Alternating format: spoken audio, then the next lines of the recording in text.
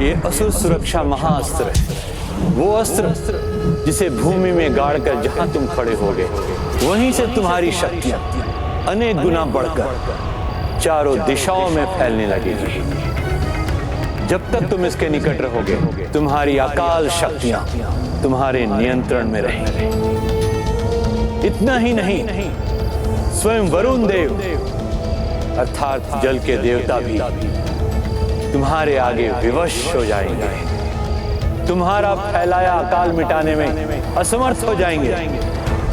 वो तो क्या, स्वयं त्रिदेव भी आ जाए, स्वयं देवी दुर्गा भी प्रकट हो जाए, तो भी तुम्हें रोकना असंभव होगा, असंभव होगा, असंभव होगा।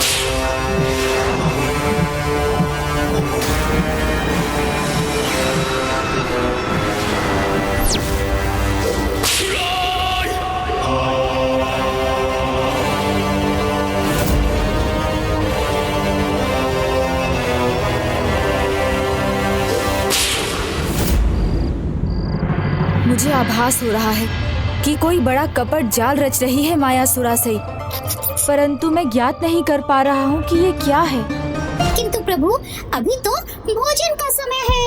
आज समय है प्रभु, आप भी मन भर कर खाइए और मुझे भी खाने दीजिए। फिर कल युद्ध आरंभ होने के बाद कहाँ अवसर मिलेगा। उचित है, किंतु मैं केवल मोदक खाऊंगा। आपके लिए मोदक ही लाया हूँ प्रभु, अन्य व्यंजन मैं खा लूंगा।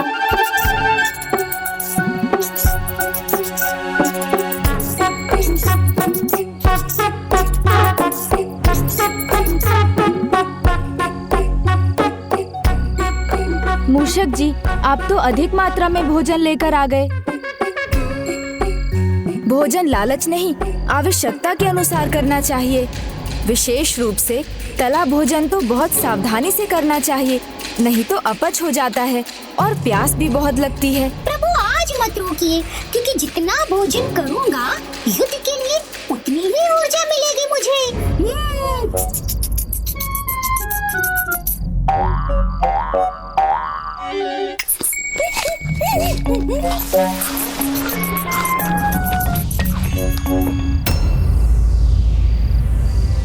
महास्त्र देकर आपने मुझे धन्य कर दिया गुरुवर। कैसे मैं आपका धन्यवाद करूं?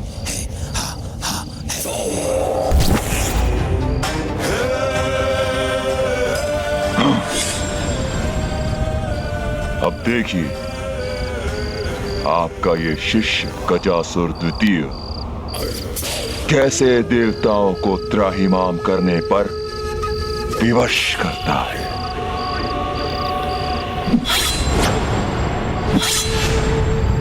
बस इतना स्मरण रखना वत्स, इस महाअस्त्र की ये विशेषता है, इसको क्रियान्वित करने के बाद इसे तभी रोका जा सकता है जब कोई इसे नष्ट कर दे। विजयी भव, विजयी भव, विजयी भव।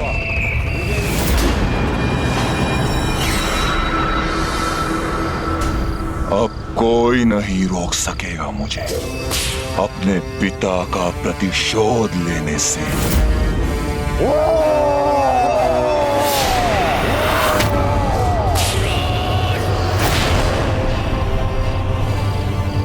ये कैसी भयंकर गर्जना है इसकी। कहीं ये इस अस्त्र के प्रयोग की तैयारी तो नहीं कर रहा?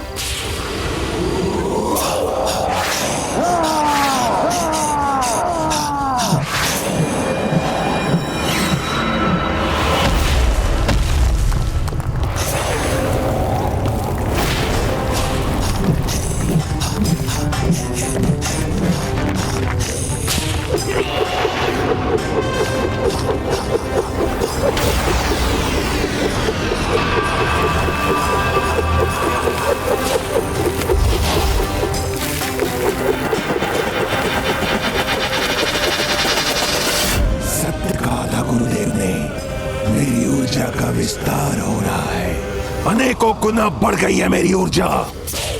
सावधान देवताओं, अब मैं सर्वनाश करूंगा तुम्हारा।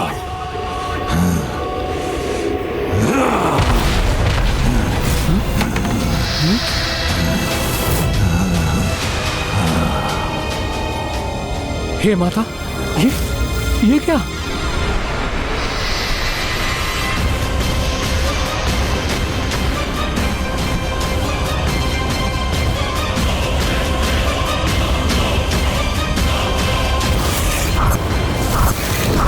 ताप नहीं, श्राप हूं मैं, सबका विनाश हूं मैं। तो मेरी शंका उचित थी। किसी भयानक मायावी शक्ति का प्रयोग कर ये दुष्ट संपूर्ण सृष्टि के सर्वनाश पर तुला है।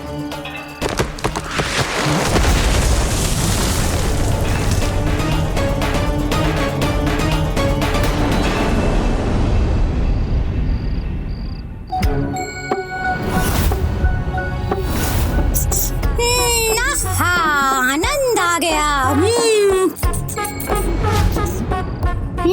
उचित कहा था आपने प्रभु, तला भोजन करने से प्यास बढ़ जाती है।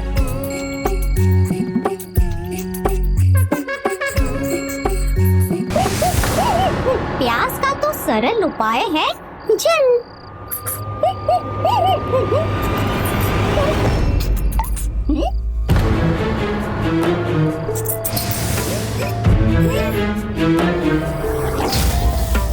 अभी समाप्त होना था इस जल को।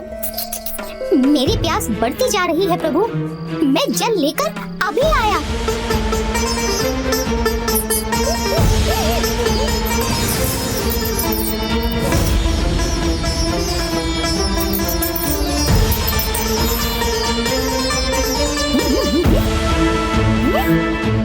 ये सब पात्र तो जल से रिक्त है। जल की एक बूंद भी नहीं है यहाँ, किंतु जलाशय में अवश्य जल मिलेगा। वहीं चलता हूँ।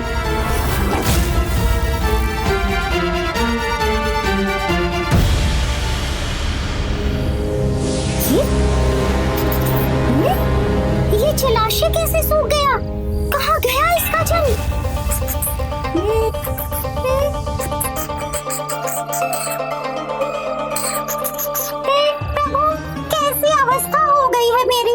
से मुख सूखा जा रहा है और कहीं जल नहीं मिला।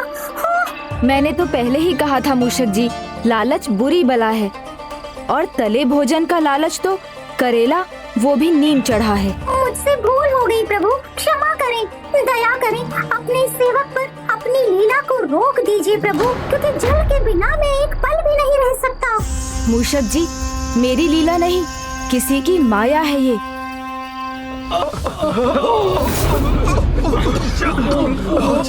मूषक जी ही नहीं, संपूर्ण देव सेना प्यासी है और जल कहीं नहीं।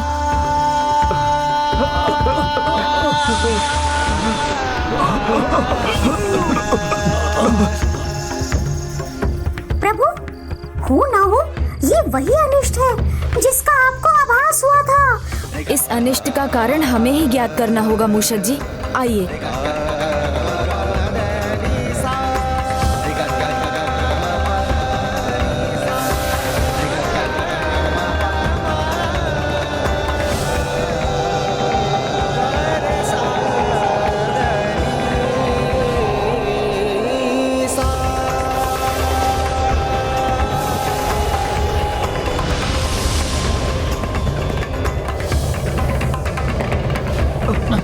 जल चाहिए हमें।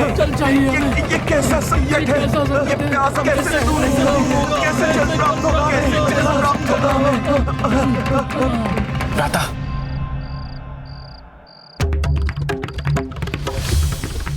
जल जैसे पृथ्वी से अदृश्य ही हो गया है। कहाँ जाऊं? जल कहाँ से लाऊं?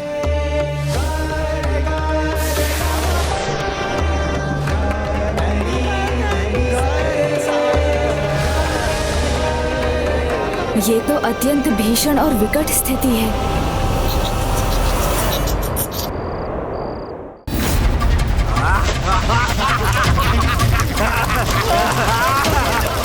महेंद्रपुरी में उन असुरों को जल की कोई कमी नहीं। हाँ प्रभु, हमारे शत्रु तो जल से क्रीड़ा कर रहे हैं और उसे अकारण व्यर्थ कर रहे हैं, और यहाँ जल का ऐसा अभाव है कि हमारे सैनिक प्यास से व्यथित हैं। आपः प्रणीत भेषजम वरुधम तन्वे मम जो किचा सूर्यम दृशे। अर्थात हे जल समूह, जीवन रक्षक औषधियों को हमारे शरीर में स्थित करें, जिससे हम निरोग होकर चिरकाल तक सूर्य देव का दर्शन करते रहें। हमारे देवताओं और सैनिकों की रक्षा हो।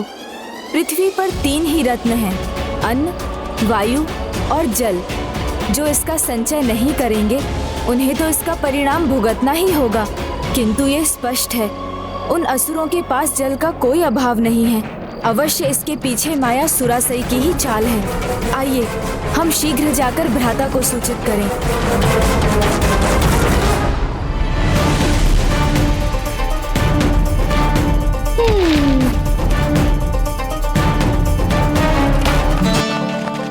अनुज गणेश, ये किस प्रकार का संकट है? समस्त संसार में जल सूख गया है, जल कहीं भी नहीं। यहाँ तक कि मैं अपने जल तत्व से भी जल प्रकट नहीं कर पा रहा हूँ। और तो और वरुण देव तक जल प्रकट करने में असमर्थ रहे हैं। वरुण देव,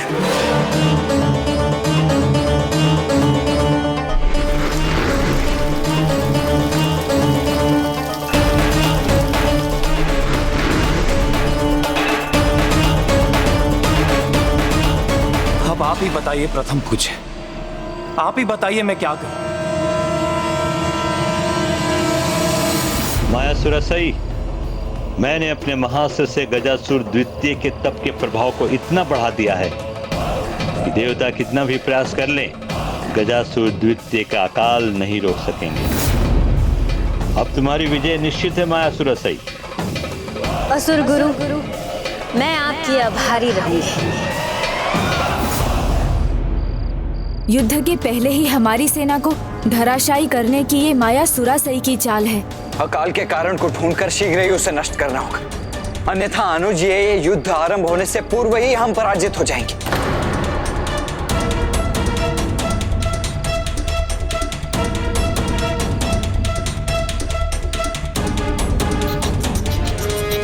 एक उपाय है भ्राता। हर आपदा का कोई केंद्र होता है जहाँ से उसका आरंभ होता है और जहाँ उसका सर्वाधिक प्रभाव होता है। यदि हम उस केंद्र को ढूंढ सकें तो इस संकट का कारण और समाधान दोनों हमें एक ही स्थान पर मिल जाएंगे। किंतु हम वो केंद्र ढूंढेंगे कैसे? जिस प्रकार सागर की गहराई सागर में उतरकर ही ज्ञात की जा सकती है, उसी प्रकार किसी भी समस्या या आपदा की शक्ति उसके केंद्र के निकट जाकर ही ज्ञात होगी और इस अकाल के केंद्र की ओर ले जाएगी हमारी प्यास। जैसे जैसे वो बढ़ती जाएगी हमें ज्ञात होगा कि हम उस केंद्र के निकट पहुंच रहे हैं।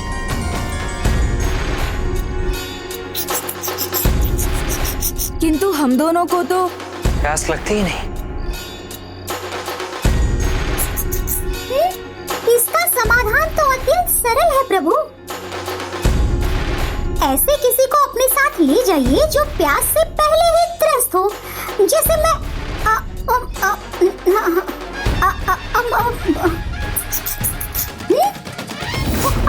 ओहो, ये क्या किया मैंने?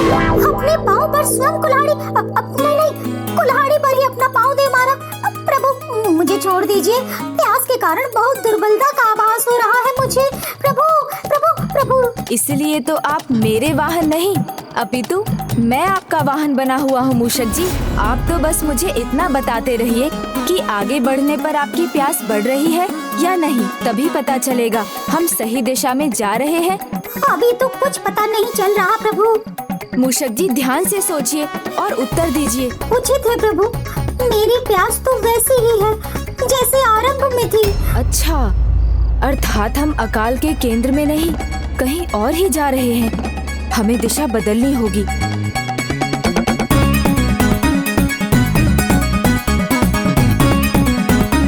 ओहो, प्रभु प्यास बढ़ रही है मेरी। अब तो सहन करना कठिन हो रहा है प्रभु। अति उत्तम, प्यास बढ़ना तो अच्छा संकेत है मूषक जी। आप अपनी ऊर्जा बचाइए मूषक जी, अधिक बोलेंगे तो और प्यास बढ़ेगी।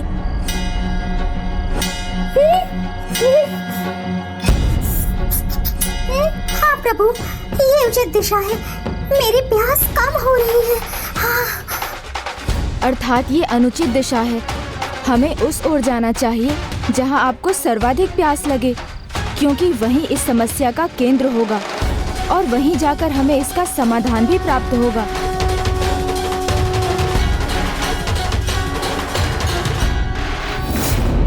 ये कैसा महासंकट छा गया हम सब पर?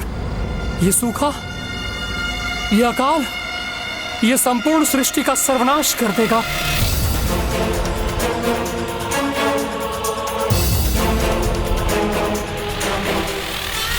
सृष्टि को इस महासंकट से अब वही बचा सकती है, सृष्टि की माता, सृष्टि की देवी, जो स्वयं प्रकृति है, जगत जननी है, माता पार्वती।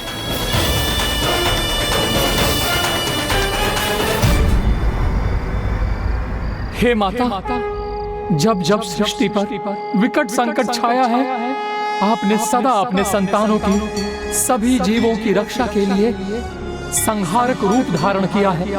हे माता, आज फिर इस दुष्ट के प्रकोप से पृथ्वी पर आपके संतानों पर अग्नि बरस रही है। अब आप भी अग्नि बरसाओ माता, अपने उग्र रूप में उस दुष्ट पापी पर, उसे नष्ट करके हमें इस कष्ट से मुक्ति दो माता, मुक्ति दो।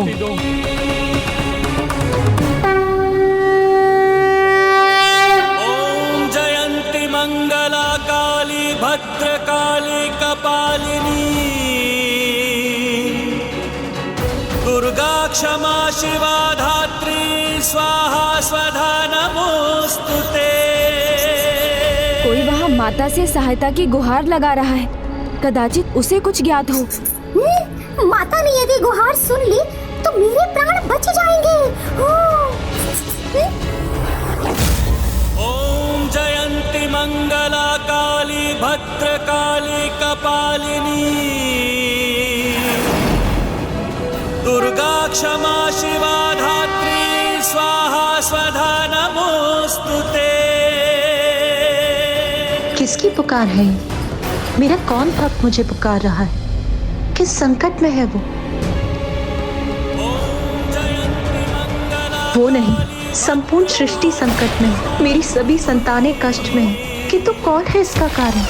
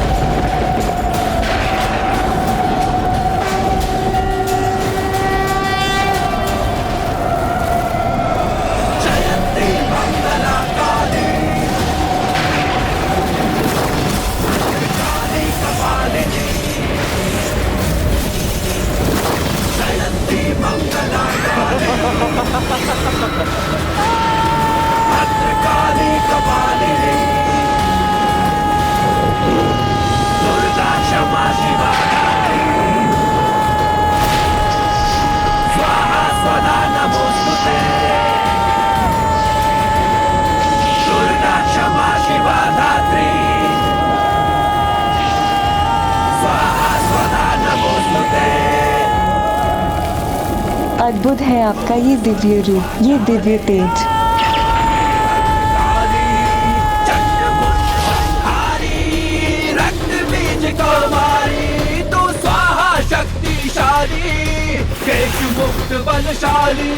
जागृत हो गई है माँ, अवश्य अपने भक्तों को उनके कष्टों से मुक्ति दिलाने के लिए रौद्र रूप धारण कर रही हैं।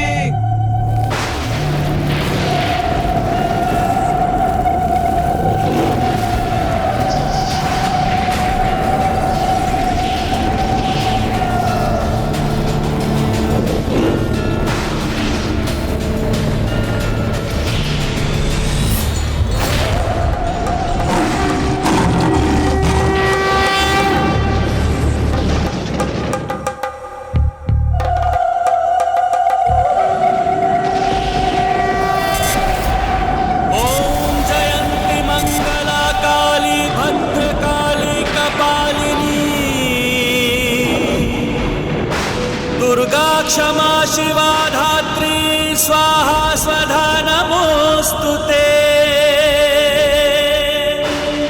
माता अपने देवी उग्रचंडी स्वरूप में आ रही हैं, सृष्टि की रक्षा करने।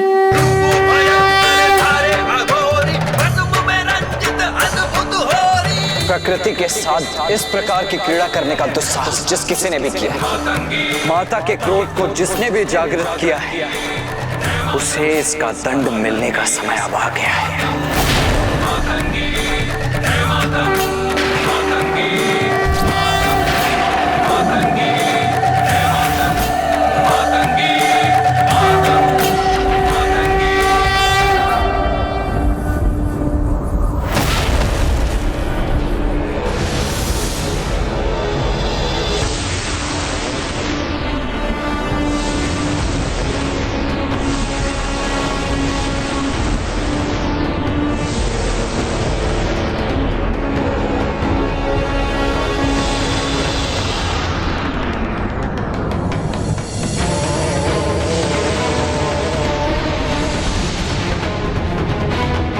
मेरा एक पग रखते ही सृष्टि की ये दुर्दशा, तो दूसरा पग रखते ही सृष्टि का सर्वनाश ही हो जाएगा।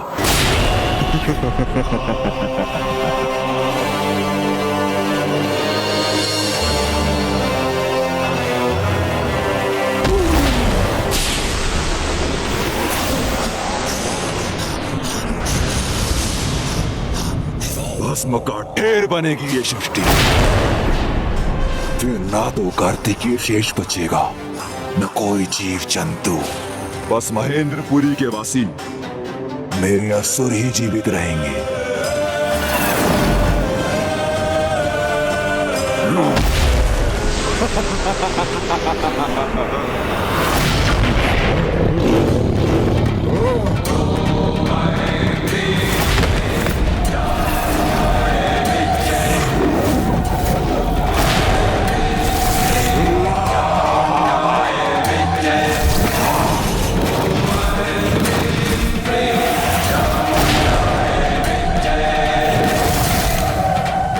नमन माता, आपको शत शत नमन। गजासुर द्वितीय को गिराने का दुस्साहस किया, गजासुर द्वितीय को गिराने का दुस्साहस किया। देवी यहाँ तो क्या मेरा अंत आ गया है? क्या ये अपने त्रिशूल से मेरा वध कर देंगे?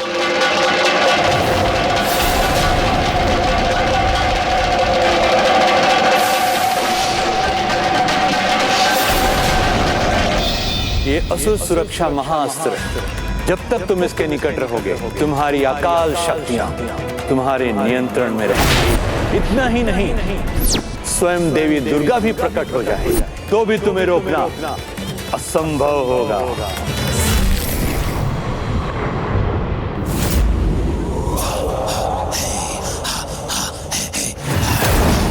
गजासुर द्वितीय,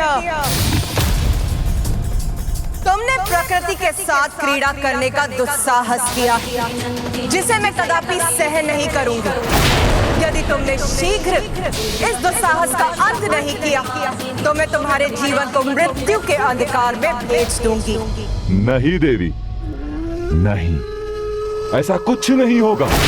तुम मुझे क्षति नहीं पहुंचा सकोगी। परंतु विचित्र बात तो ये है, सृष्टि पर इतना बड़ा संकट छाया है, फिर भी न तो शिवपुत्र आया मुझे रोकने के लिए, न ही स्वयं शिव। आपको भेज दिया। मूर्ख असुर, मैं आई क्योंकि तुम्हारी नियति में मुझसे ही मृत्यु पाना लिखा। तुम्हारी गर्जना से, तुम्हारी चेतावनी से भयभीत होने वाला नहीं हूं देवी। अपार तपोबल अर्जित किया है मैंने। तुम मुझे हानि नहीं पहुंचा सकती, नहीं रोक सकती हो। चाहो तो प्रयास करके देख लो।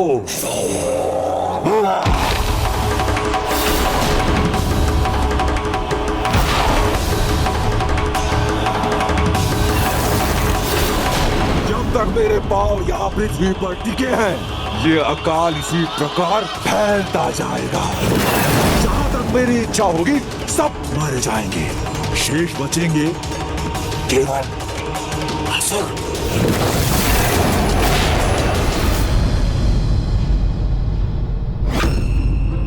चिंता मत करो सुरापद्मन।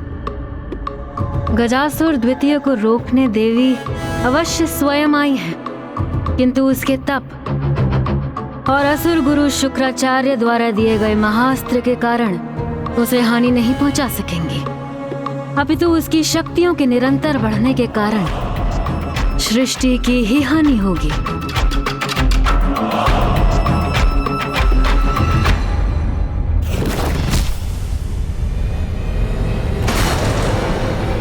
उचित है देवी, पराजय का अपमान सहना ही चाहती हो तो लो, मेरे त्रिशूल का प्रहार सहो।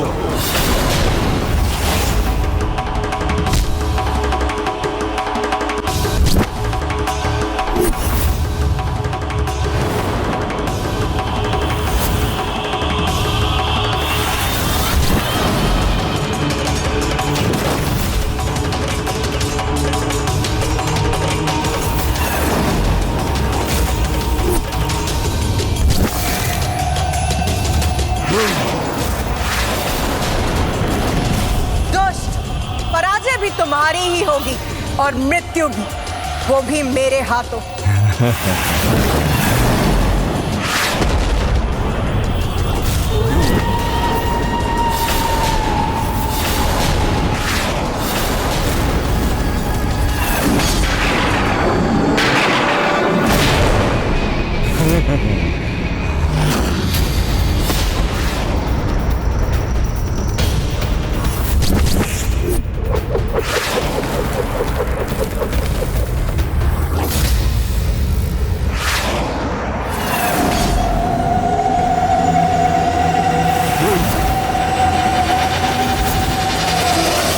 कहा था ना मैंने, कोई क्षति नहीं पहुंचा सकेगा मुझे। अपना प्रतिशोध लेने तक मैं ऐसे ही विनाश करता रहूंगा।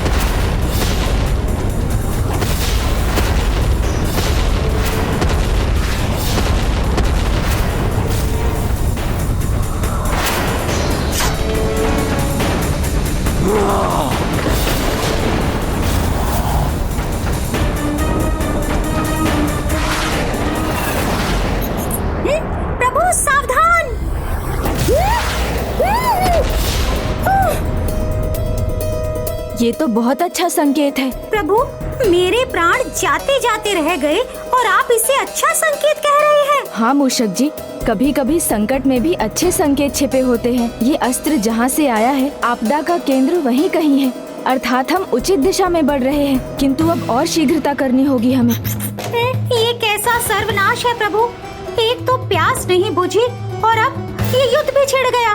प्यास से मृत्यु नहीं हुई तो इस घमासान युद्ध में जाने से अवश्य मर जाऊंगा।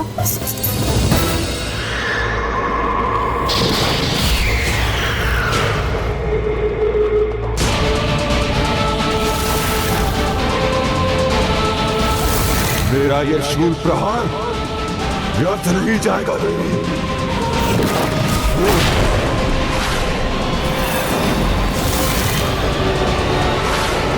हे माता,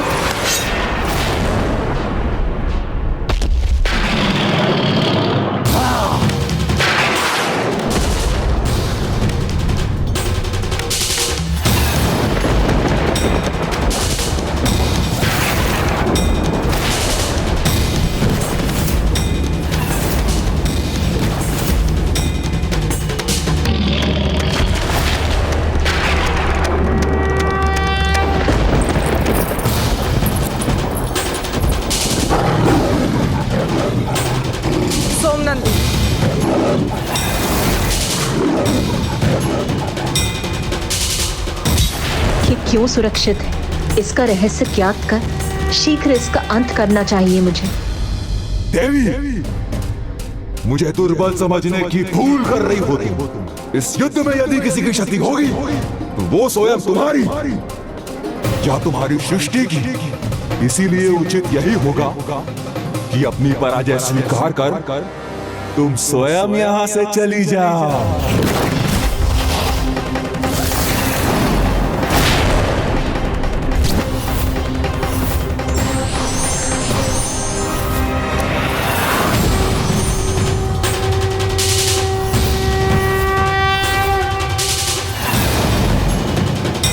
क्यों व्यर्थ में अस्त्र प्रहार कर रही हो?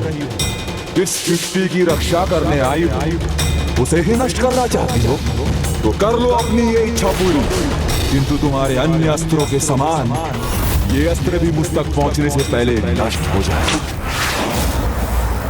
सृष्टि की चिंता तुम मुझ पर छोड़ दो दुष्ट, तुम स्वयं अपनी चिंता करो।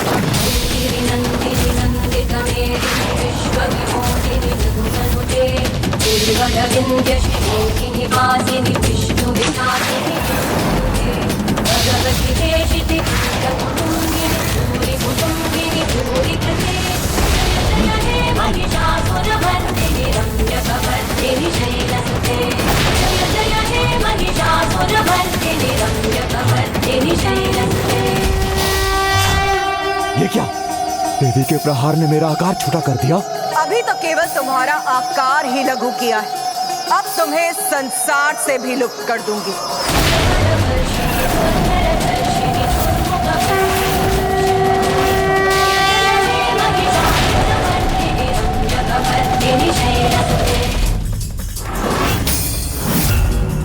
मेरी प्राथमिकता इसे पराजित करना नहीं, अपितु सृष्टि में हो रहे और अधिक विनाश को रोकना है।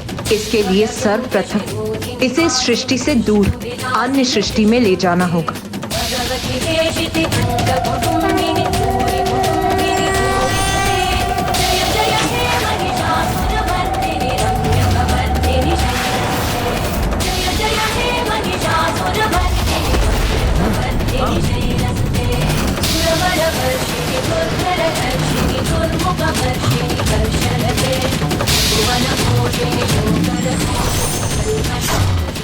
ये क्या? देवी के प्रहार ने मेरा आकार छोटा कर दिया। अभी तो केवल तुम्हारा आकार ही लघु किया है, अब तुम्हें संसार से भी लुप्त कर दूंगी।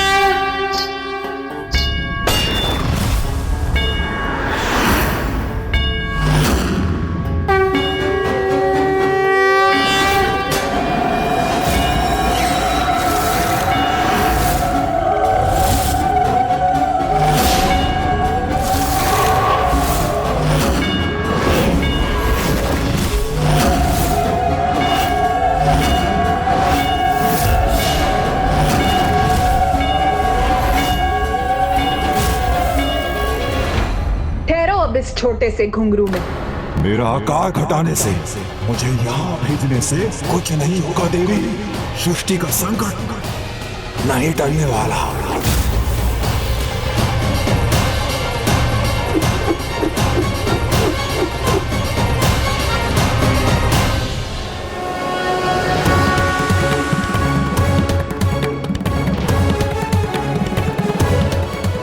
अकाल के आतंक का अंत इस आतंकी के अंत से ही जुड़ा हुआ है।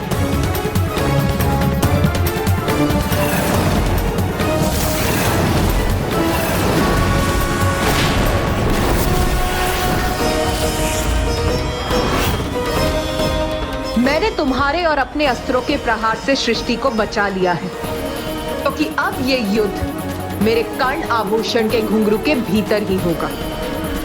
किंतु मेरे फैलाए अकाल से संसार कैसे सुरक्षित होगा? ना ही मेरा अंत संभव है, ना ही इस अकाल का अंत तो अब तुम्हारी सृष्टि का होगा।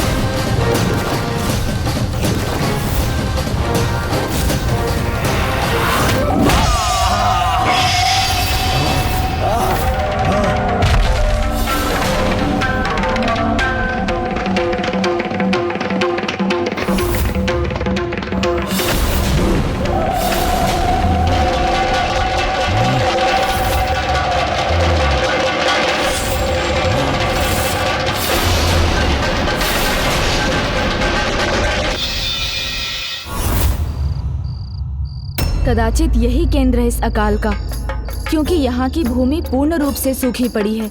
और मूषक जी, आपको सर्वाधिक प्यास भी यहीं लगी और उस असुर की चित्कार भी यहीं से आ रही है, किंतु माता कहीं क्यों नहीं दिखाई दे रही हैं? अब तो माँ आ गई है, तो अब हमारे भला क्या आवश्यकता? वो इस अकाल को अवश्य रोक देंगी। चलिए हम लोग लौट चलते हैं। नहीं मूषक जी, संकट का अंत हुए बिना लौटना उचित नहीं, और आपकी प्यास तो तभी बुझेगी जब अकाल का अंत होगा। तो अब हमें माता को ढूंढना चाहिए, और उसे भी जिसने इस अकाल की स्थिति को उत्पन्न किया है।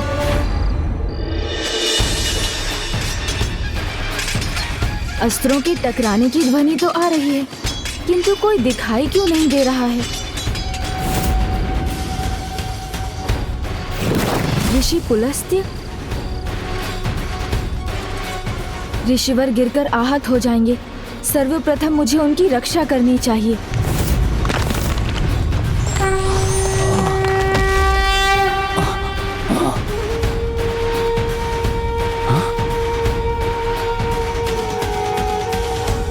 कौन है ये जिन्होंने मेरी रक्षा की?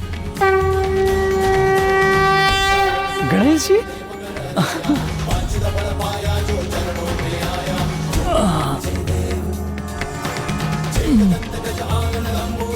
गजानन?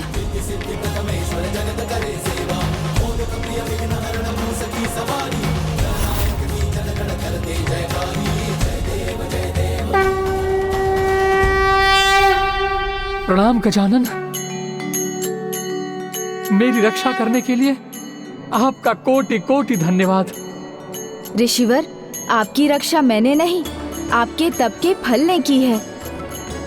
विकट परिस्थितियों में मनुष्य के सुकर्म ही उसकी ढाल बनते हैं, फिर वो कोई महामारी हो, अकाल हो या ऐसी कोई आपदा। किंतु मैं अभी भी ज्ञात नहीं कर सका हूँ कि संकट के पीछे कौन कुकर्मी है और माता कहाँ है। हे पार्वती नंदन, हे प्रथम पूज्य विघ्नहर्ता गणेश जी, इस महासंकट का कारण वो महासुर गजासुर द्वितीय है, और माता वहां उस असुर के साथ युद्ध कर रही हैं।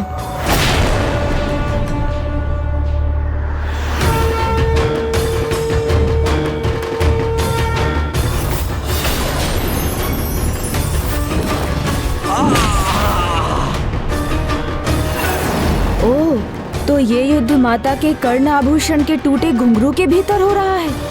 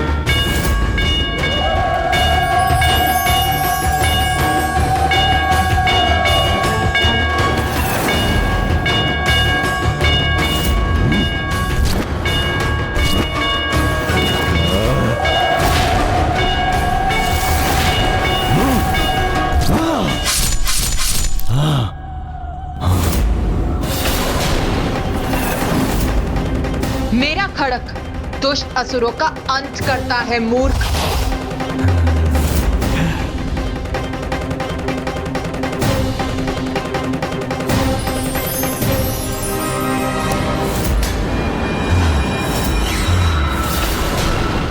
न खड़क न कोई अन्य अस्त्र मेरा अंत कदापि नहीं होगा, किंतु मैं तुम्हें अवश्य आहत करूंगा देवी।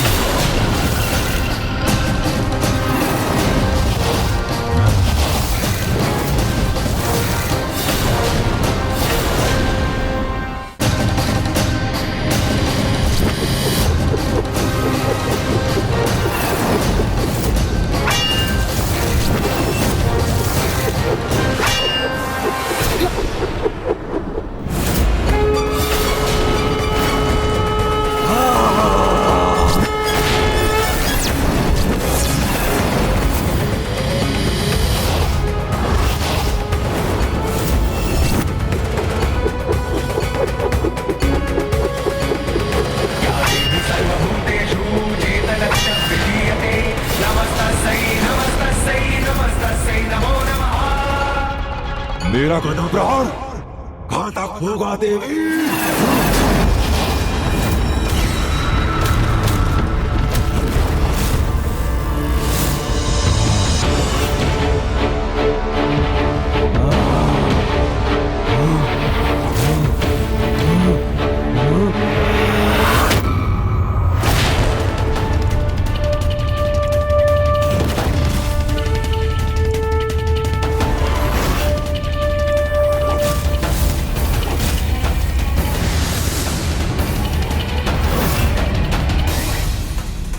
आश्चर्य,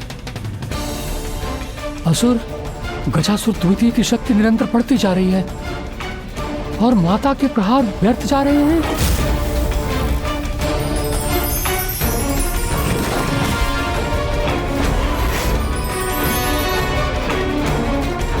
हे विघ्नहर्ता गणेश जी, आप भी किसी युक्ति से माता की सहायता क्यों नहीं करते?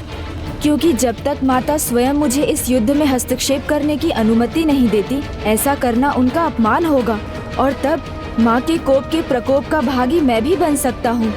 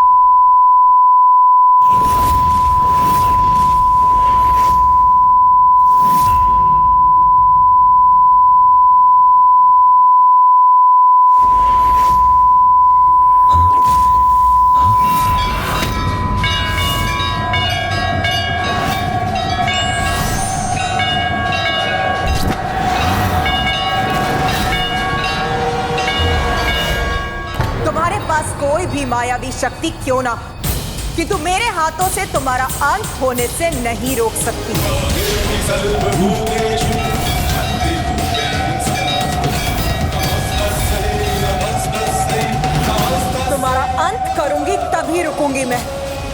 संहार मेरा नहीं, सृष्टि का होगा, मेरे अकाल से।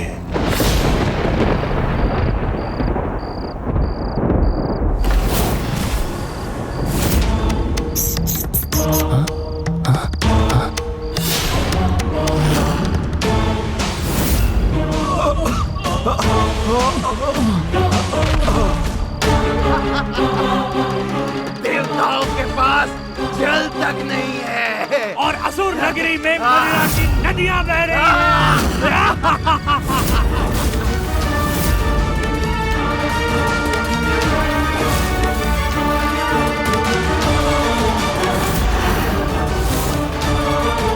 प्रकृति के साथ इस प्रकार की क्रीड़ा करने का दुस्साहस जिस किसी ने भी किया है, माता के क्रोध को जिसने भी जागृत किया है, उसे इसका दंड मिलने का समय अब आ गया है।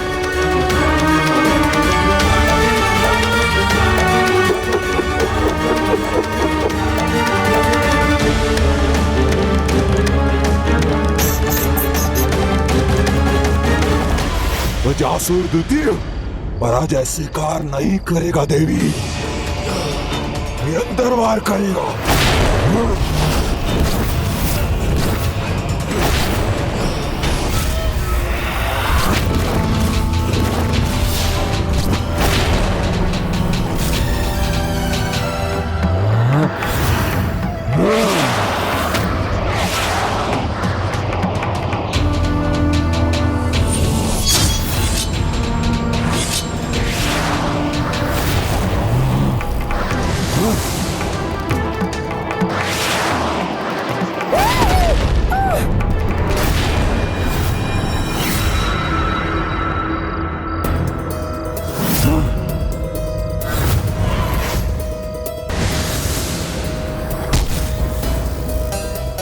इस प्रकार तो ये युद्ध ऐसे ही चलता रहेगा। इसे निर्णायक मोड़ पर पहुंचाने के लिए, माँ की सहायता करने के लिए मुझे इसका भाग बनने का कोई उपाय ढूंढना ही होगा।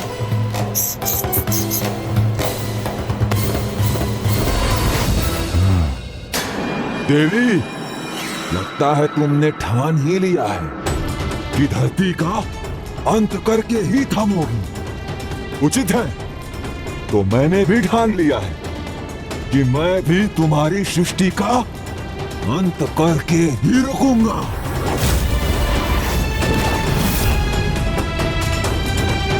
क्या करूं मैं जिससे माँ मुझे अवसर दे, अपना सहायक बना ले।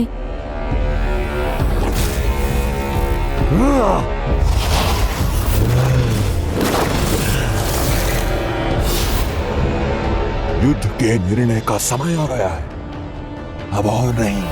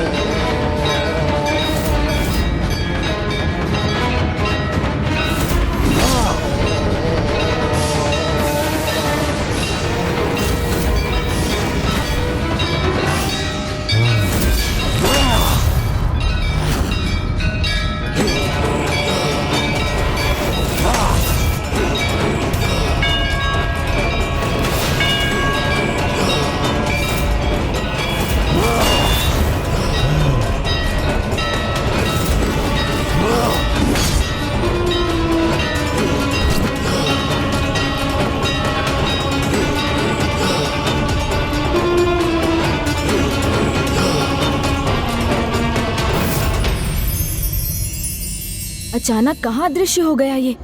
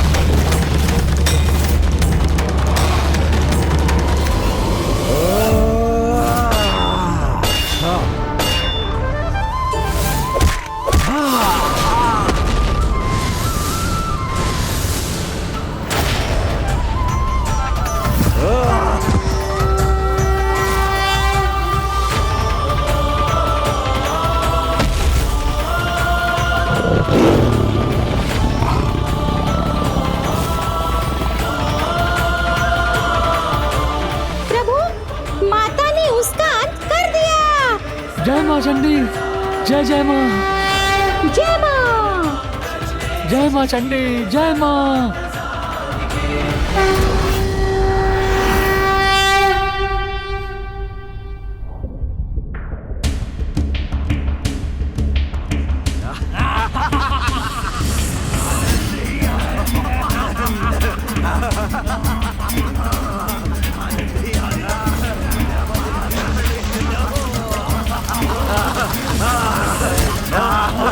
आनंद लो इस मदिरा का, इस उत्सव का, क्योंकि ये युद्ध तो आरंभ होने से पहले ही अंत हो गया। विजय हुई हमारी। असुर सम्राट भगवान सुरपति की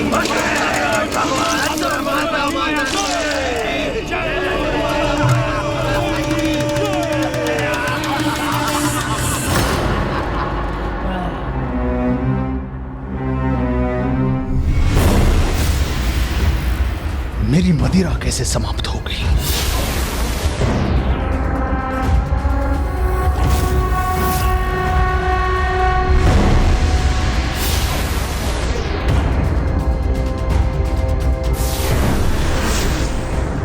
यहां सब कुछ सूखने क्यों लगा?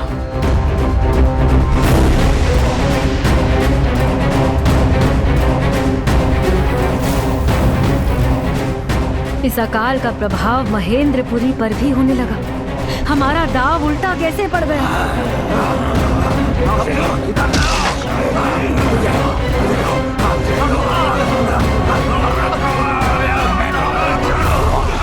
हमारी योजना का एक ऐसा प्रभाव है, ऐसा प्रतीत हो रहा है कि हमारा छोड़ा हुआ विषधर सांप हमें ही डसने लगा है। ये क्या हो रहा है? सत्य है, बुरे कर्म उस बाण के समान ही हैं। ये स्वयं पर ही लौटकर आघात प्रकट करते हैं। दूसरों के लिए विपत्तियों का कुआं खोदने वाले स्वयं उस कुएं में जा गिरते हैं। ये कैसी परिस्थिति बन गई है? धरती का रक्त सोखकर ये महेंद्रपुरी को मरुभूमि बना रहा। जल के अभाव में ये असुर एक दूसरे के रक्त के प्यासे हो गए। मां, शीघ्र कुछ कीजिए।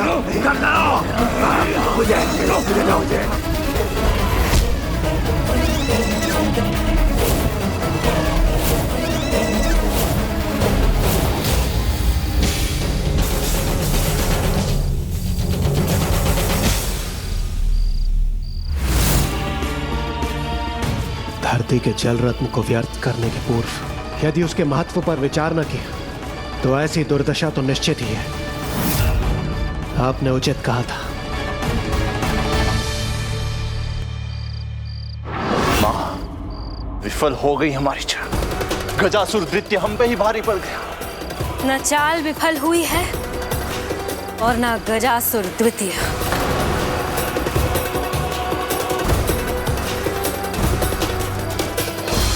जय माँ चंडी, जय माँ। अभी नहीं, अभी संकट टला नहीं है। गजासुर द्वितीय का अंत नहीं हुआ है। देखिए, अभी अकाल समाप्त नहीं हुआ, अर्थात वो जो इस अकाल का कारण है अभी जीवित है।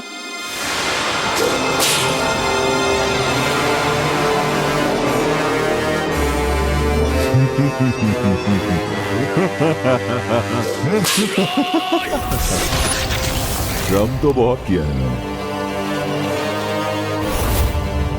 थोड़ा विश्राम तो बनता है ना देवी।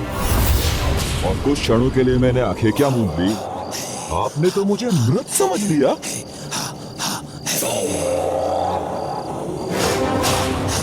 देवी, इतना सरल नहीं है मेरा।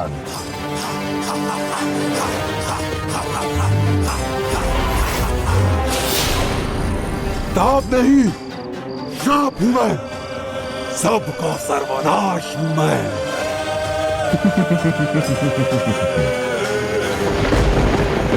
माता कभी विफल नहीं हो सकती, उनसे कुछ भी छिपा नहीं है। किंतु इस दुष्ट की रहस्यमयी शक्ति की ओर कदाचित मुझे ही उनका ध्यान आकृष्ट करना होगा। देवी, सहस्त्र गजों के शक्ति के स्वामी गजासुर द्वितीय के समक्ष विफल हो गई तुम्हारी शक्ति, और अभी तो ये युद्ध का आरंभ मात्र है। अंत तो धरती के अंत के साथ ही होगा।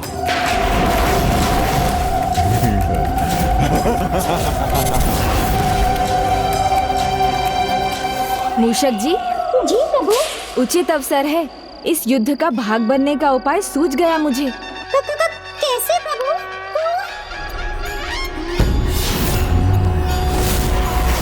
कोई भी युद्ध तभी सार्थक है जब उसमें जय और पराजय का निर्णय हो। युद्ध चलता रहे और कोई निर्णय ना हो तो ऐसे युद्ध का क्या लाभ? अच्छा गजमुख, उचित ही कहा तुमने।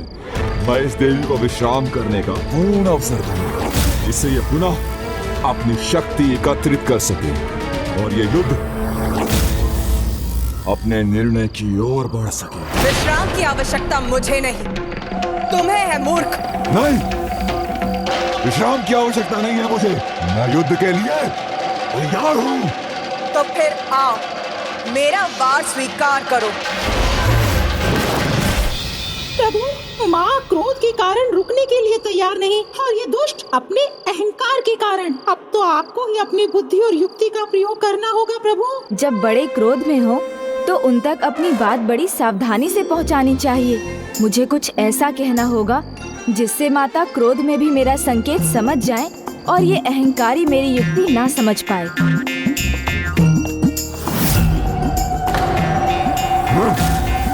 वीर और सच्चा योद्धा वही होता है जो अपने शत्रु को अपनी शक्ति एकत्र करने के लिए विश्राम का भी अवसर देता है, और ऐसा वो ही योद्धा कर सकता है जिसे अपने बल और तप पर पूर्ण विश्वास हो और इस अवस्था में वो वार नहीं करता, अपितु अपने विरोधी योद्धा का युद्ध भूमि में पूर्ण शक्ति के साथ आने की प्रतीक्षा करता है।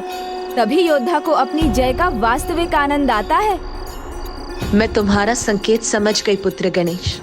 यदि इस युद्ध विराम से तुम्हारा उद्देश्य पूर्ण होता है तो यही से। सत्य है, मेरी शक्ति का वास्तविक प्रयोग उसकी परीक्षा तभी होगी जब मैं इस देवी को इसकी पूर्ण शक्ति के साथ पराजित करूंगा। सोमनंदी जी,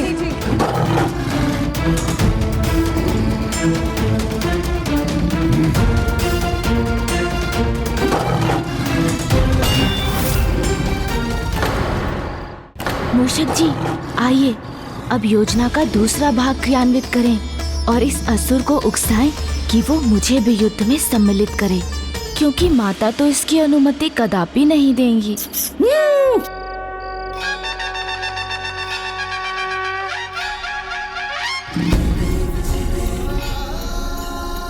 ये गजमुख बालक मेरी ओर क्यों बढ़ता चला आ रहा है? मूषक जी, आप बस चुपचाप खड़े रहिएगा, कुछ बोलिएगा नहीं। क्या हुआ?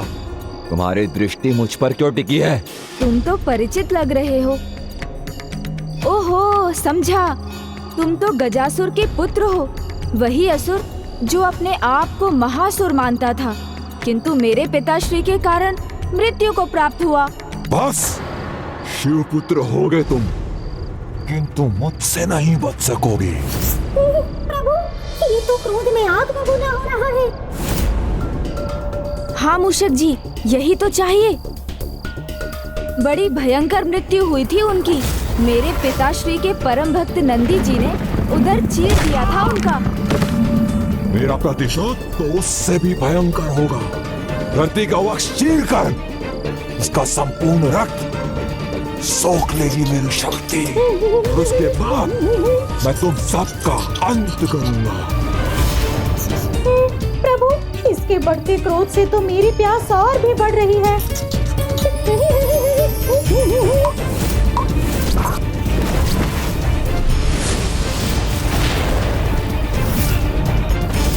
आश्चर्य, मूषक जी के श्वेत की बूंद के स्पर्श से इतना विचलित हो गया है। तुम्हारा ये स्वप्न कभी पूरा नहीं हो पाएगा गजासुर द्वितीय, किंतु तुम हो तो भाग्यशाली जो अभी तक जीवित हो, क्योंकि माता का हृदय तो माता का ही होता है। वो तो अपने शत्रु को भी अनेक अवसर देती हैं, उन पर दया करती हैं।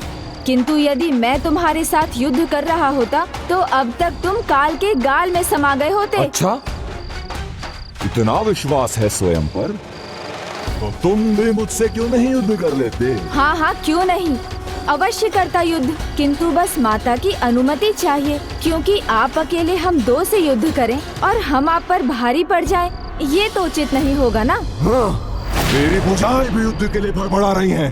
अब और विश्राम नहीं। मैं तुम दोनों माता और पुत्र को एक साथ युद्ध के लिए चुनौती देता हूँ। देवी, दे दो अपने पुत्र को अनुमति, मैं भी तो देखूं। ये केवल बातें करता है या युद्ध भी? मूर्ख असुर, तेरे लिए तो मैं अकेली ही पर्याप्त हूं।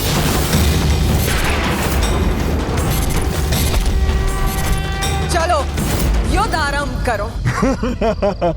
भयभीत हो गई ना कि कहीं तुम्हारा ये पुत्र मेरे हाथों मृत्यु को प्राप्त ना हो जाए। मेरी तपोशक्ति और बल के आगे मां की ममता जाग गई।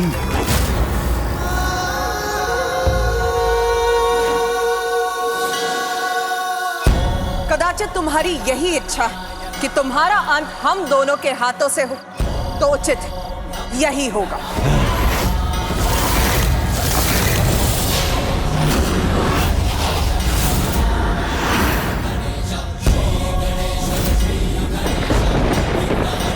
मेरी भुजाएं भी युद्ध के लिए भड़बड़ा रही हैं।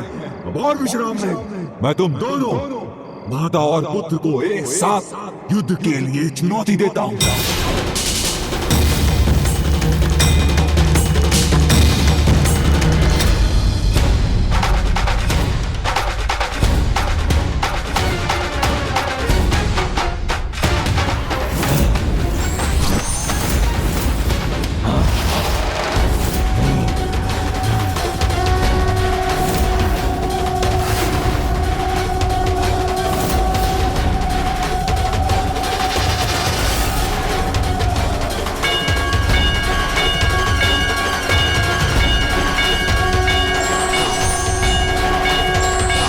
आज से संसार माँ और पुत्र के एक नए रूप से परिचित होगा, उनके कलोचंडी विनायकों रूप से।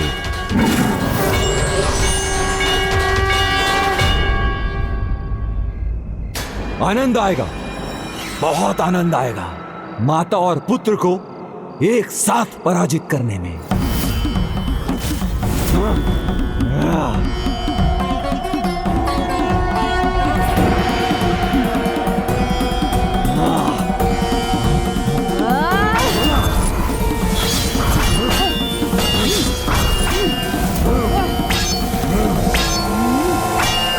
तुम्हारा कोई प्रहार सफल नहीं होगा।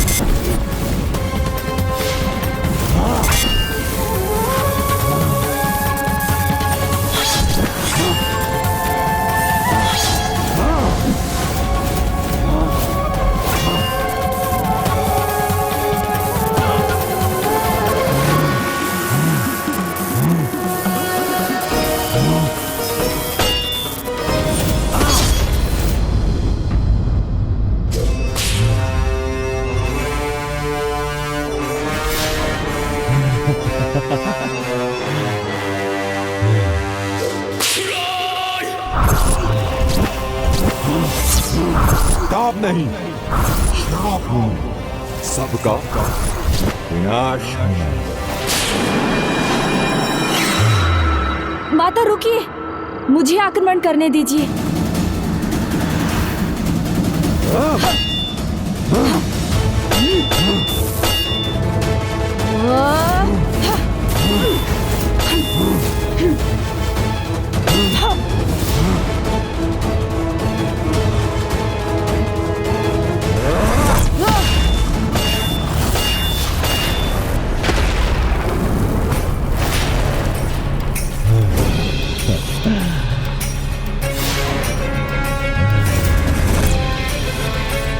कौन सी शक्ति इसका कवच बन रही है, जिसके कारण हमारे शस्त्र इसे आहत करना तो दूर, इसका स्पर्श भी नहीं कर पा रहे हैं।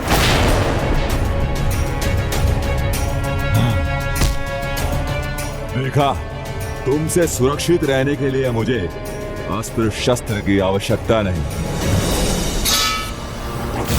निशस्त्र खड़ा हूं मैं। हाँ, मुझ पर वार करो, मैं भी तो देखूं क्या तुम दोनों मुझे लेश मात्र भी पीड़ा पहुंचा सकते हो या नहीं।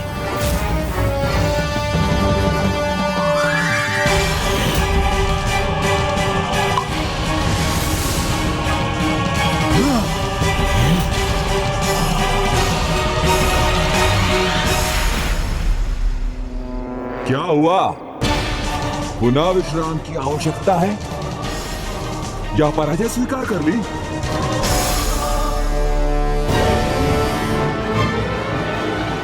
माता, पीड़ा से स्मरण हुआ।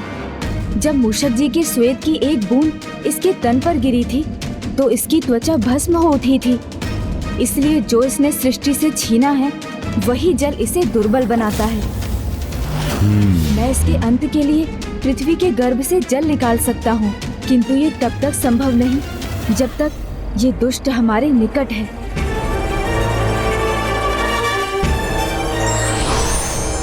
क्यों विचार करने में समय व्यर्थ कर रहे? मुझे पराजित करने का कोई उपाय नहीं। कहीं तुम्हारे विचार करते करते ये धरती अकाल से कंकाल में ना बदल जाए। ताप नहीं, श्राप हूं मैं। सबका विनाश हूं मैं, विनाश हूं मैं।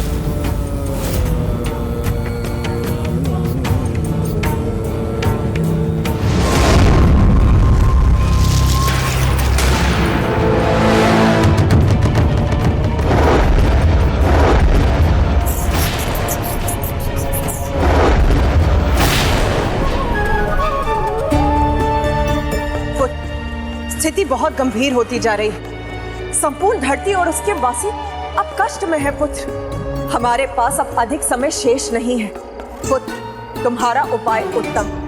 तुम अपना कार्य करो पुत्र, मैं तब तक इसे तुमसे दूर रखती हूँ।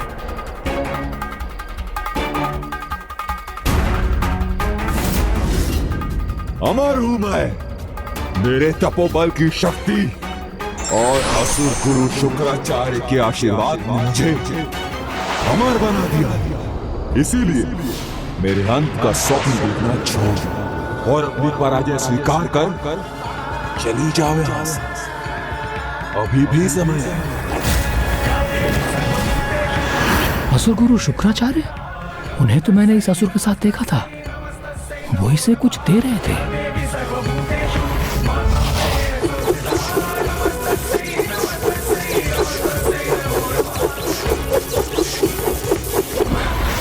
मुझे किसी प्रकार ये बात गजानन तक पहुंचानी होगी।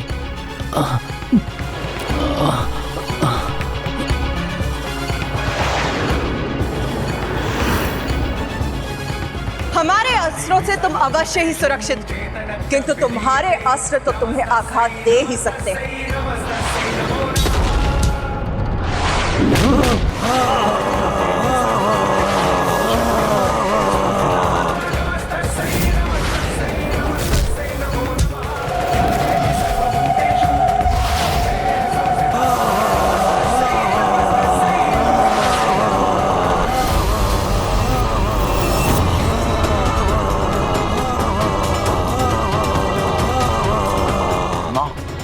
ये तो गजासुर द्वितीय की चित्कार थी।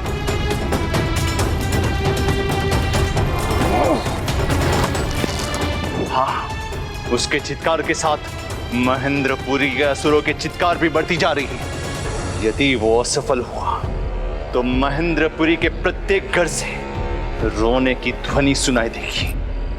किंतु तुम्हारी माँ मायासुरा से उसे असफल नहीं होने देगी। मैं इस दुष्ट असुर को कदापि सफल नहीं होने दूंगा। सफल तो माता और माता पार्वती नंदन ही होंगे, किंतु मुझे उन तक पहुंचना होगा। उन्हें बताना होगा कि इस दुष्ट की भेंट असुर गुरु शुक्राचार्य से हुई थी और गुरु शुक्राचार्य ने उस गजासुर द्वितीय को कुछ दिया भी था। माँ और गणेश इस संकट को टालने का जो भी उपाय कर रहे हैं उसमें उन्हें शीघ्रता करनी होगी।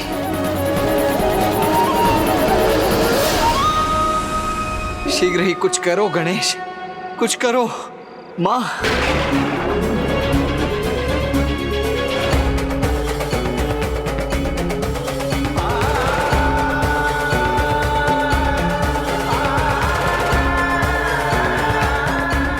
माता, मैं शीघ्र अतिशीघ्र जल निकालने का उपाय करता हूँ।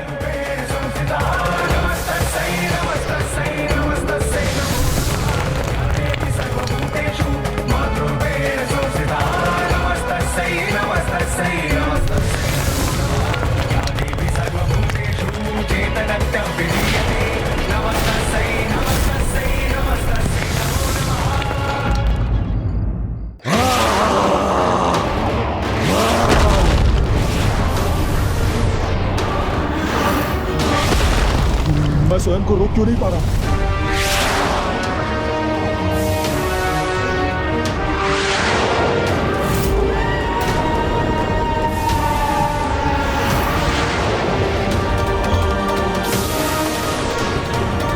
और ये कैसी परछाई मेरा पीछा कर रही है?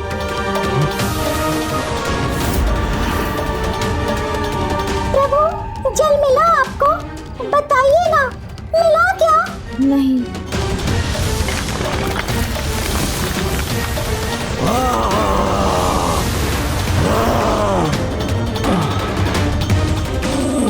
कठिनाई कितनी भी हो, किंतु मुझे गणेश जी तक पहुंचना ही होगा।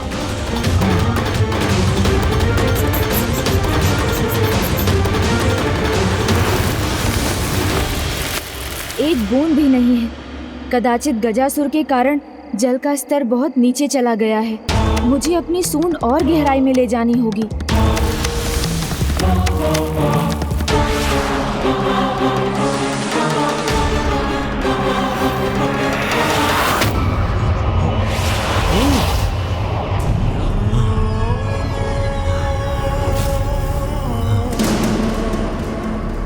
अपना संतुलन लौटाने में सफल हुआ मैं।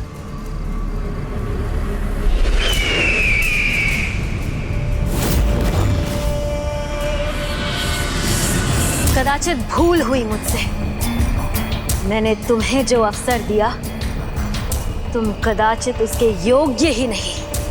मेरी योग्यता पर संदेह करना आपकी भूल है। तो प्रमाणित करो अपनी योग्यता को।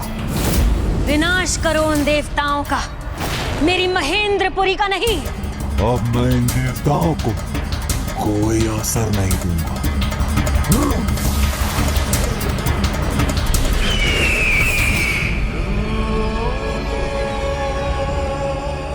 क्या हुआ माँ?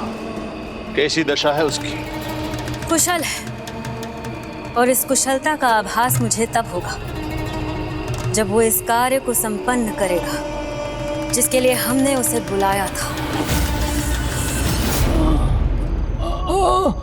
माता। ऋषि पुलस्त,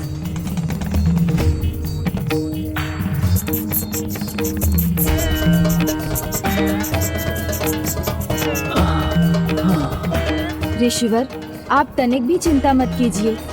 नहीं गणेश जी, कदाचित ये संभव नहीं है, क्योंकि असुर गुरु शुक्राचार्य ने गजासुर द्वितीय को कुछ दिया था।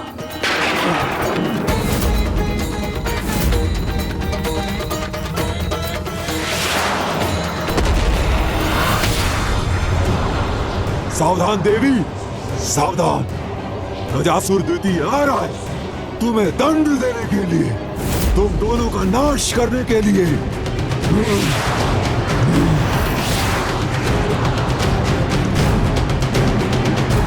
माता, ऋषिवर का अनुमान उचित है। असुर गुरु शुक्राचार्य ने उस दुष्ट को कुछ ऐसा अवश्य दिया है जिससे उसकी शक्तियों में वृद्धि हो जाती है। तभी तो यहाँ से दूर होने पर भी उसका प्रभाव कम नहीं हुआ। तब तो हमें उसकी सुरक्षा के उस आधार को भी ढूंढना होगा। इस सृष्टि में जो कुछ भी हो रहा है वो मुझसे छुपा हुआ नहीं है, क्योंकि ये सृष्टि और कोई नहीं, स्वयं मैं ही सृष्टि हूँ।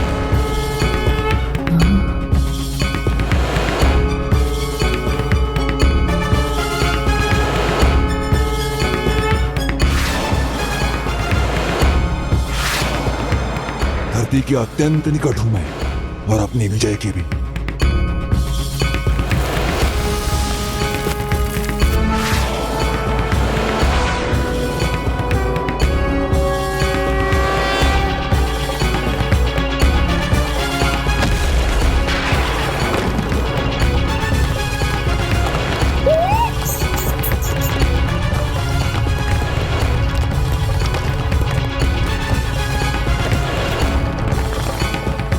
कैसा विध्वंस था जिसने महेंद्रपुरी को भी कंपित कर दिया।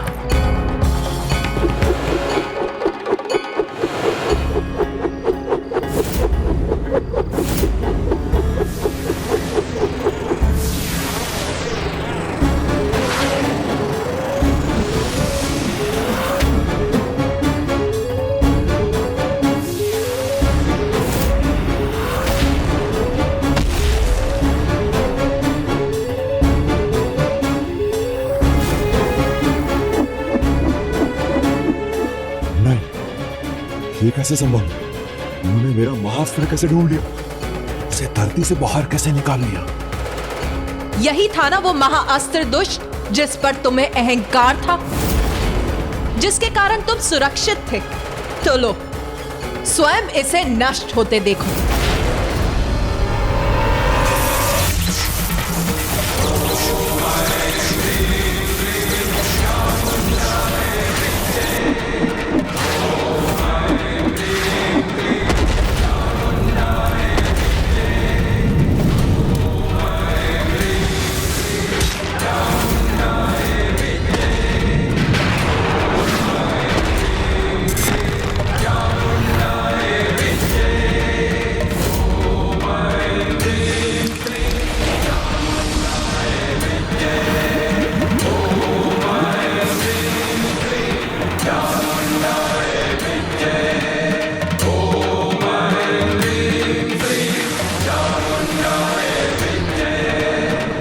महाअस्त्र की ये विशेषता, इसको क्रियान्वित करने के बाद इसे तभी रोका जा सकता है जब कोई इसे नष्ट कर दे। महाअस्त्र नष्ट हुआ मेरा, मैं अभी भी जीवित। अब मेरा तप ही मेरा अस्त्र बनेगा।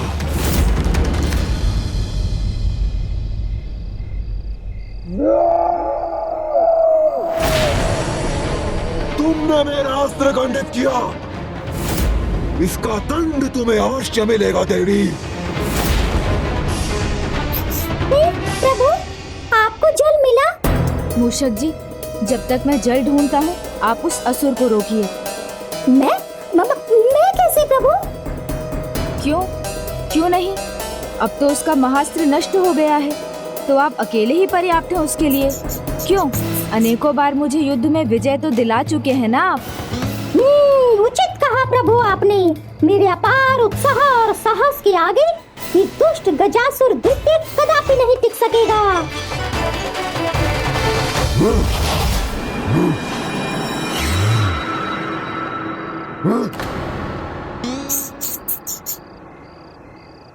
ए तुच्छ मूषक, हट जाओ मेरे सामने से। तू तो क्या, ना तेरी देवी ना तेरा वो स्वामी मुझे रोक पाएगा। इस प्रकार उन्होंने मेरा अस्त्र नष्ट किया है, मैं उनकी सृष्टि नष्ट कर दूंगा। पहले मेरा सामना तो कर लो। मैं किसी तुच्छ कीट का सामना नहीं करता, उसे मसल के रख देता। ताप नहीं, श्राप हूं मैं। ताप हो या श्राप, मूषक से जो टकराता है चूर चूर हो जाता है। उतंड मूषक, अब अपने अंत के लिए तैयार हो जाओ।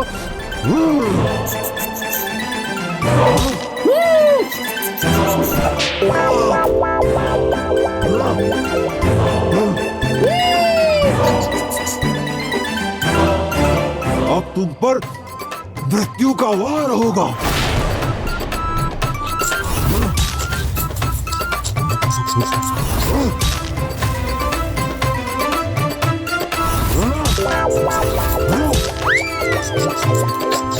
वो दंड मूषक तुम्हें ज्ञात नहीं, ताप नहीं, श्राप हूं मैं, सबका सर्वनाश हूं मैं।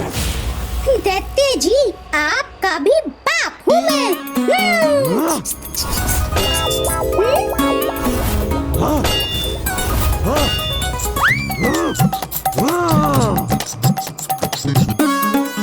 कहीं तो जल मिलेगा मुझे। मूषक, आज तुम कुचले जाओगे।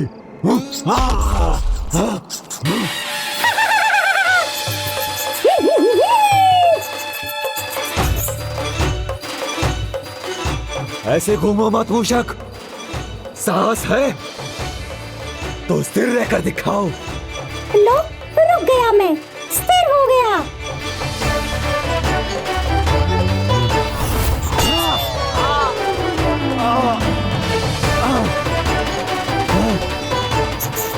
प्रभु, अब मैं इसे और नहीं छका सकता, थक गया मैं। कुछ तो कहिए, जल मिला आपको? थक गए? आप कैसे भागोगे?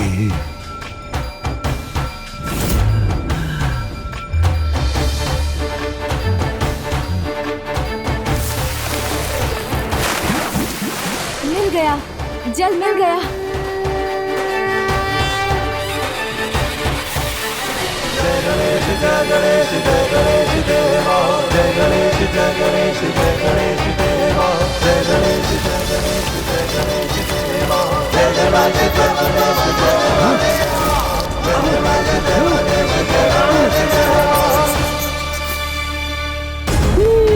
अब मेरी सुरक्षा हो गई।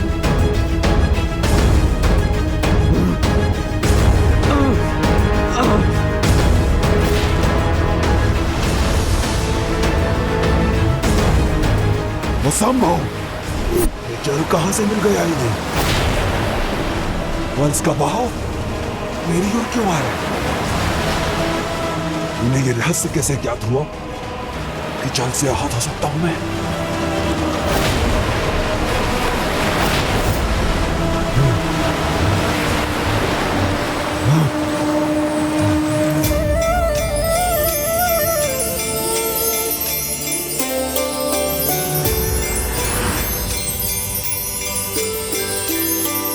ऋषिवर, हम दोनों अपनी प्यास बुझाते हैं।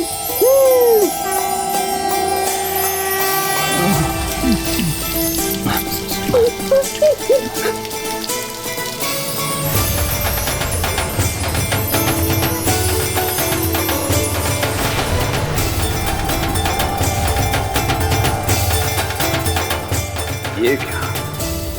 हमें अकाल से मुक्ति मिल गई।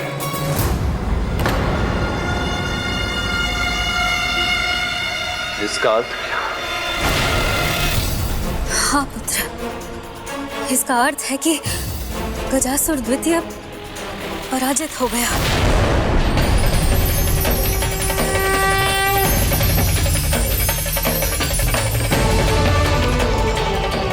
जब प्रकृति पुनः एक बार अपने वास्तविक रंग रूप में खिलखिलाने लगी, तो इसका अर्थ स्पष्ट है कि सब कुछ सामान्य है।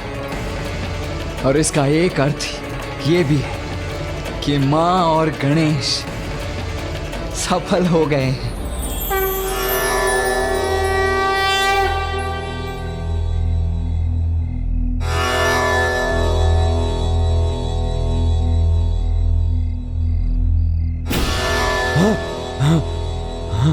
भूल होना प्रकृति है, मान लेना संस्कृति है, और उसे सुधार लेना प्रगति है।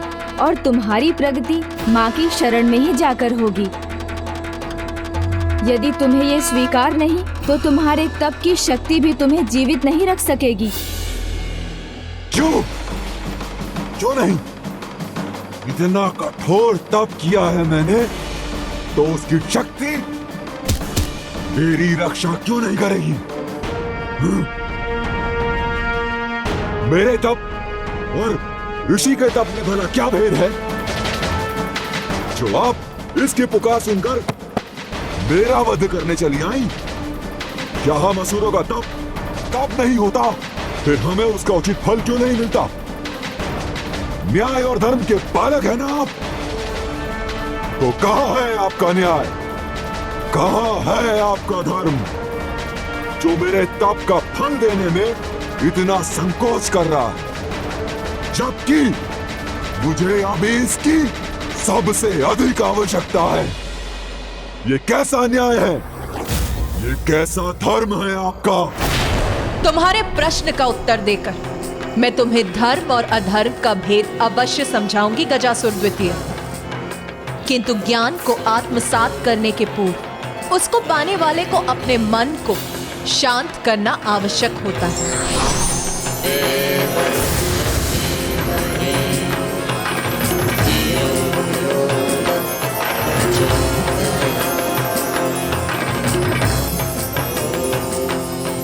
अपने चित्त को शांत और स्थिर कर अपना आसन ग्रहण करो। किंतु मैं कहाँ हूं और ये सब क्या हो रहा है? तुम्हें तुम्हारे तप के फल स्वरूप वो ज्ञान प्राप्त हो रहा है जिसे तुम पाना चाहते थे। ज्ञान चाहिए मुझे? नहीं नहीं, मुझे कुछ समझ नहीं आ रहा है। समझ आएगा जब तुम्हारे ज्ञान की भूख मिटेगी, किंतु उसके पूर्व अपने पेट की भूख मिटाओ। आओ भोजन करो।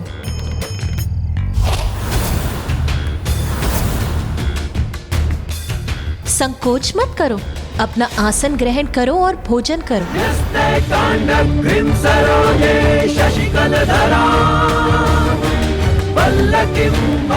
संकोच तो आप कर रही हैं भोजन देने, ये तो रिक्त है। तुम्हारे तप और कर्मों से अर्जित भोजन तो तुम्हारी पोटलियों में है, उसे निकालो और खा लो।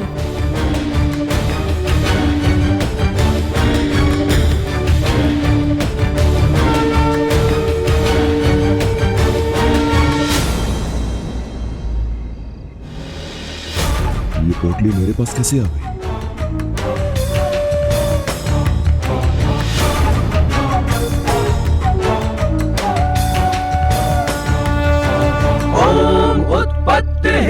रुचिराम रविचंद्र वहिन। इसमें तो कुछ भी नहीं है माता।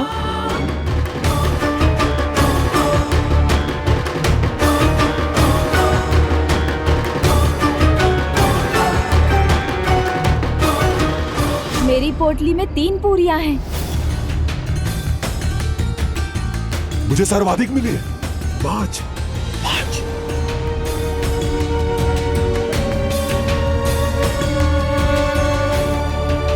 साथ में भोजन करने बैठे हो तो किसी का पात्र भोजन से रिक्त ना हो। इस धर्म का पालन तो असुर भी करते हैं। इसमें कैसा धर्म? ये तो अपना अपना भाग्य है। इसके भाग्य में भोजन नहीं तो इसमें मेरा क्या दोष? धर्मोचित तो ये है कि यदि किसी के पास भोजन ना हो तो उससे भोजन बांट लो। नहीं, धर्मोचित हो या ना हो, मैं अपना भोजन नहीं बांटूंगा। इस युद्ध में मैंने बहुत श्रम किया है, मुझे भूख लगी है, मैं खाऊंगा। गजासुर द्वितीय, यदि तुम ये समझना चाहते हो कि इतने तप के बाद भी धर्म के अनुसार तुम मृत्यु के भागी क्यों बने, तो सर्वप्रथम अपना भोजन बांटने का धर्म निभाओ।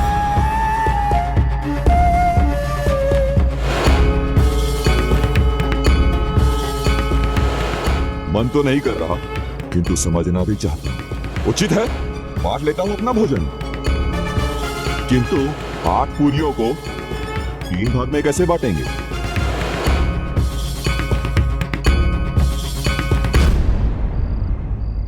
प्रत्येक पूरी को 3 भागों में बांट ले तो हमारे पास 24 भाग होंगे और सभी को 8-8 भाग मिल जाएंगे।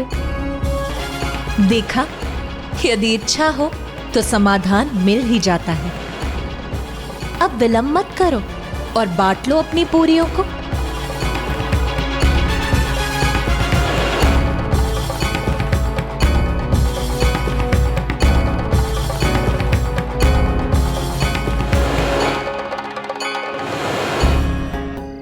अब आप तीनों 8-8 भाग लेकर भोजन करो।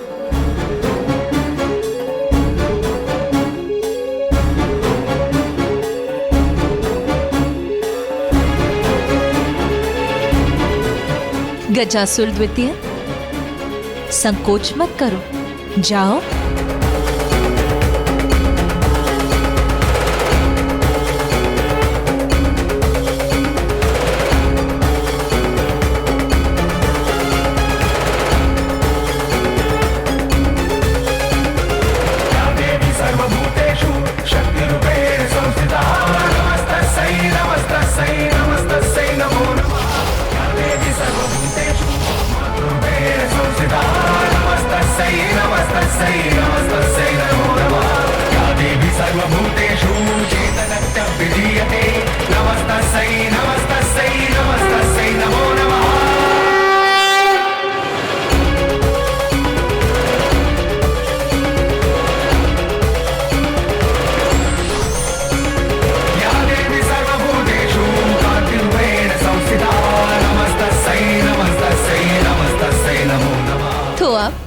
जब तुम्हारा पेट भरा है, तुम निश्चिंत हो, तो तुम ये समझ सकोगे कि धर्म किस प्रकार न्याय करता है। मुझे तो लग रहा है आप उलझा रही हैं। यहाँ क्या हो रहा है मुझे कुछ समझ नहीं आ रहा। ऋषि पुलस्त्य, इन दोनों ने आपके साथ अपना भोजन बांटा, तो क्या आप इन्हें कुछ नहीं देंगे? किंतु मैं क्या दूं माता? मेरी पोटली तो बिल्कुल रिक्त है। या देवी सर्वभूतेषु बुद्धिरूपेण संस्थिता, ये देखिए। नमस्तस्यै नमस्तस्यै नमो नमः। या देवी सर्वभूतेषु शक्तिरूपेण संस्थिता, नमस्तस्यै नमस्तस्यै नमस्तस्यै नमो नमः। या देवी दिव्य स्वर्ण मुद्राएं लक्ष्मीरूपेण संस्थिता।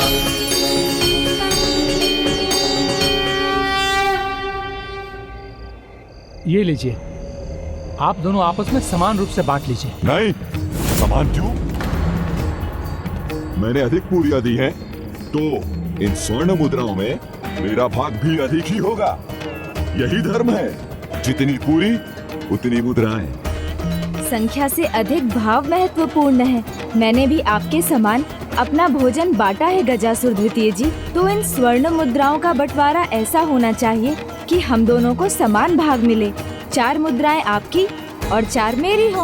ओहो, तो एक और छलावा तुम देवताओं का। अधिक पूरियां मैंने दी थी, तो अधिक स्वर्ण मुद्राएं मेरी हुई। यही धर्म है।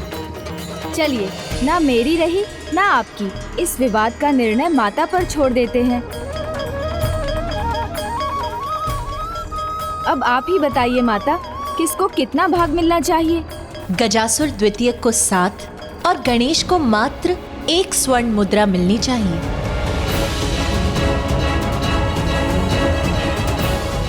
किंतु माता, ये आपका कैसा निर्णय है?